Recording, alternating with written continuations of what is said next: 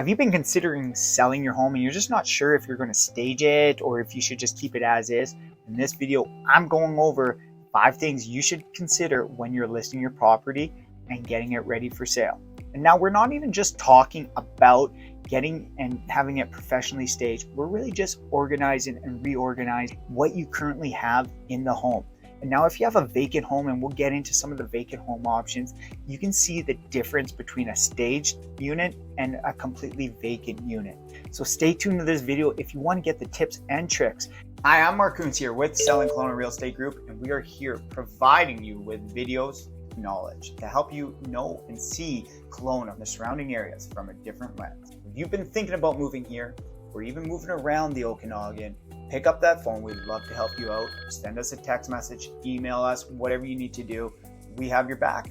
If you are getting any value from any of the videos, make sure you hit that subscribe button, hit that like button, and comment below what you're liking most, what you want to see more of, and what your favorite parts about the video was. Without further ado, let's just jump right into it. You've got 2 identical homes, one staged, the other isn't. Which one grabs your attention more? Today, we're diving into the world of home staging to answer the burning question: should you stage a vacant home or not? Whether you're looking to go from a room filled of life versus an empty echo, does home staging really make a difference? The first thing you want to do when you're staging a home is you want to make a great first impression. And we're not just talking about it on the interior of the house, we're also talking about the exterior of the house. You want to make sure that the landscaping, the driveway, everything's all been cleaned up and pruned. Paint that front door if it's got some bangs and some dings and dents on it.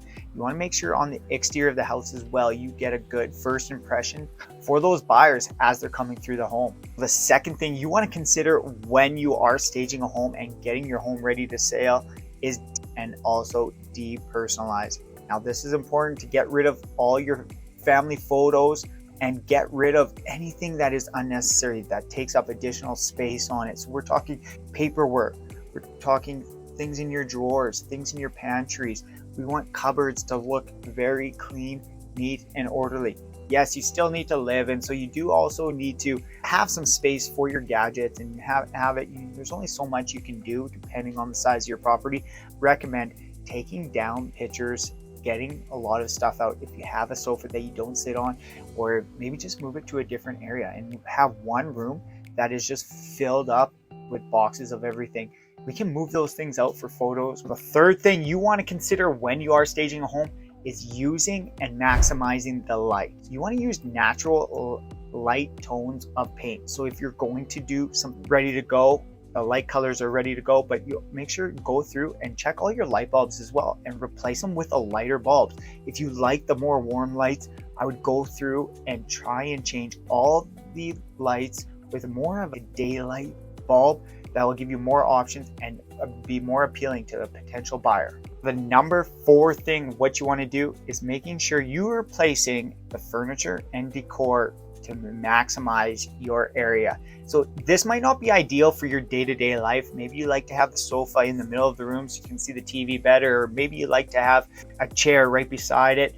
Things to consider when you are staging it to get ready for sale is to move it around. It might not be ideal in your lifestyle and what you're looking for, but overall it'll create a better overall improvement on it. We've also taken out kitchen tables. There's sometimes those big square kitchen tables, and replacing them with a round kitchen table in a smaller dining room area, which really just creates more space and gives the buyers a lot more opportunities to be able to envision them, and it actually makes the home feel a lot bigger. Do that same thing with furniture. If you have a couch in the middle of the room, maybe move it off to the side and really just create an open and maximize your space. And the 5th thing you want to do is highlight all the features. So if you have a beautiful fireplace, if you have this amazing lake view or valley view, whatever the situation, whatever the highlights of your property is, we need to make sure we're emphasizing it and really highlighting it. So let's make sure nothing is blocking the way. All right, so if you do want to compare and contrast side by side, we're going to look at what this wall would look like with a feature wall. Would you look at that? Look at the difference. Let's make it easy for the buyers to get through and envision themselves and see what you see on it. And if you have a great lake view but you have a bunch of plants in the way, that might be an issue. Or you're blinds are simply just down. For the showings, for everything else, we recommend opening up all the blinds and having them ready to go, because that is really going to showcase your property and really see the true potential for these buyers as they're going through.